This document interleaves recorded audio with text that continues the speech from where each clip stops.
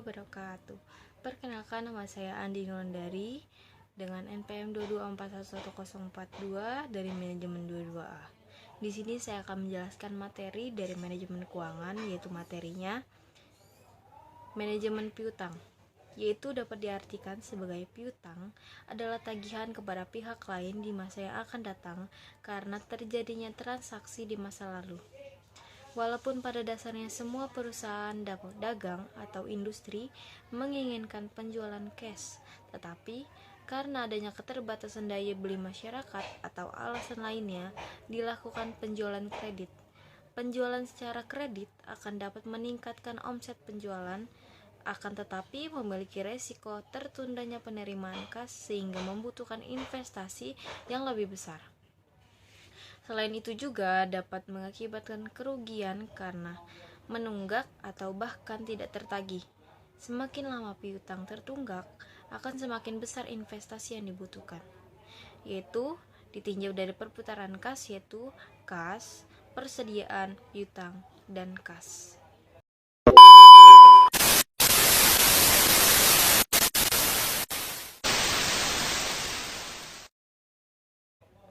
Dan slide selanjutnya yaitu ruang lingkup dari manajemen piutang, yaitu kebijakan kredit atau standar kredit atau kualitas rekening yang diterima, jangka waktu atau periode kredit yang diberikan, diskon atau potongan tunai yang diberikan untuk pembayaran yang lebih awal, kebijaksanaan pengumpulan piutang, dan faktor-faktor lain yang relevan. Keputusan kredit ini menyangkut trade-off antara keuntungan atau marginal profit dan biaya tambahan atau marginal cost yang disebabkan oleh perubahan dalam salah satu atau kombinasi elemen-elemen tersebut.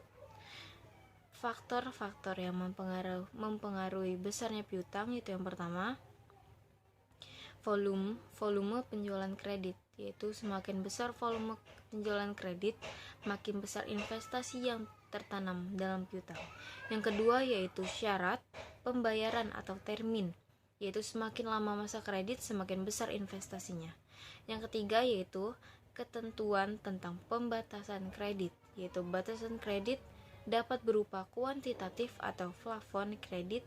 Semakin besar plafon kredit per pelangganan, makin besar investasi yang diperlukan. Dan kualitatif atau selektif terhadap pelanggan kredit, makin ketat seleksi dan akan semakin memperkecil investasi dalam piutang. Yang keempat yaitu kebijakan pengumpulan piutang. Pengumpulan piutang dapat bersifat aktif atau menggunakan debt collector. Pengumpulan piutang lebih tepat waktu, tetapi perlu tambahan biaya pengumpulan piutang atau pasif, yaitu keyakinan bahwa debitur menepati janji, maka risiko tertunggaknya piutang lebih besar. Yang kelima yaitu kebijakan membayar dari para pelanggan. Apabila sebagian besar pelanggan membayar pada masa diskon atau termin 2/10 dibagi N per 30, maka membutuhkan investasi lebih kecil. Tetapi jika pelanggan membayar pada hari ke-30 atau bahkan menunggak, perlu investasi yang besar. Dan juga ada pentingnya manajemen piutang, yaitu yang pertama, piutang merupakan bagian dari likuiditas rumah sakit. Yang kedua, di Amerika Serikat, piutang merupakan 45% dari penerimaan rawat inap. Yang ketiga, yaitu di Amerika Serikat, 21% dari piutang merupakan piutang tak tertagih. Yang keempat, yaitu perlunya merumuskan kebijakan pengelolaan piutang pasien yang lebih mantap agar dilakukan audit piutang pasien lebih lepas rawat. Yang kelima, yaitu pada sekitar tahun 1985 digalakan asuransi kesehatan sehingga perlu menghadapinya. Dan slide selanjutnya yaitu penilaian kredit, yaitu resiko kredit adalah resiko tidak terbayarnya kredit yang telah diberikan kepada para pelanggan. Oleh karena itu, banyak perusahaan C atau 7P sebelum memberikan persetujuan kredit. Ini diukur dari rekod tahun sebelumnya atau dengan observasi fisik pada pabrik dan toko pelanggan. Kebijakan manajemen piutang, yaitu kebijakan penjualan kredit, adalah merupakan pedoman yang ditempuh oleh perusahaan dalam menentukan apakah kepada seseorang langganan atau konsumen akan diberikan kredit, dan kalau diberikan beberapa standar yang harus. Dan di sini juga ada aspek penilaian kredit 7P, yaitu yang pertama personality. Bank mencari data tentang kepribadian calon debitur seperti riwayat hidupnya atau kelahiran, pendidikan, pengalaman usaha atau pekerjaan, dan sebagainya. Hobi, keadaan keluarga, istri anak, social standing atau pergaulan dalam masyarakat, serta bagaimana pendapat masyarakat tentang diirisi peminjaman, serta hal-hal yang erat berhubungannya dengan kepribadian si peminjam. Yang kedua ada purpose, yaitu yang mencari data tentang tujuan atau keperluan pengguna kredit. Apakah akan digunakannya untuk berdagang atau untuk membeli rumah atau untuk tujuan lainnya. Yang ketiga yaitu prospek. Yang dimaksud dengan prospek adalah harapan masa depan dari bidang usaha atau kegiatan usaha si peminjam yang dapat diketahui dari perkembangan usaha peminjam selama beberapa bulan atau per tahun.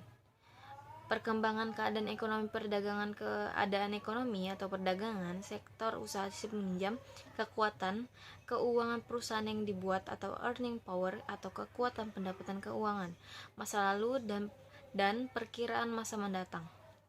Yang keempat ada payment, yaitu mengetahui bagaimana perkiraan pembayaran kembali pinjaman yang akan diberikan.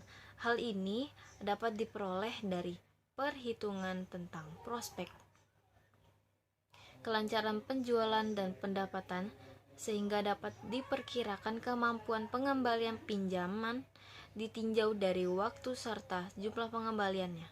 Yang kelima ada profitabilitas, yaitu menilai berapa tingkat keuntungan yang akan diraih calon debitur, bagaimana pola akan makin lama makin besar atau sebaliknya.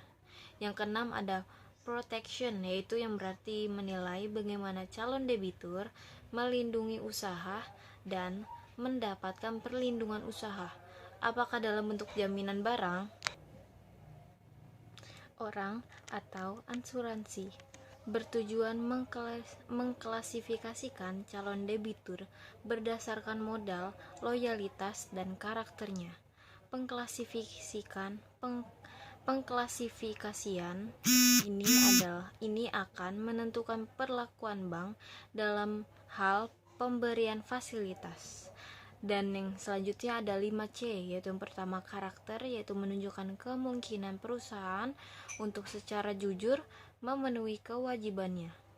Faktor ini menunjukkan kesanggupan atas tiap transaksi kredit yang dilakukannya. Yang kedua yaitu capacity, yaitu kemampuan perusahaan yang ditunjukkan dengan kinerja usahanya pada waktu yang lama. Yang ketiga yaitu ada kapital, yaitu mengukur posisi keuangan perusahaan nasabah yang ditunjukkan oleh rasio keuangan. Yang keempat ada kolateral, yaitu mencerminkan aktiva perusahaan yang dijadikan jaminan atas usulan pinjamannya.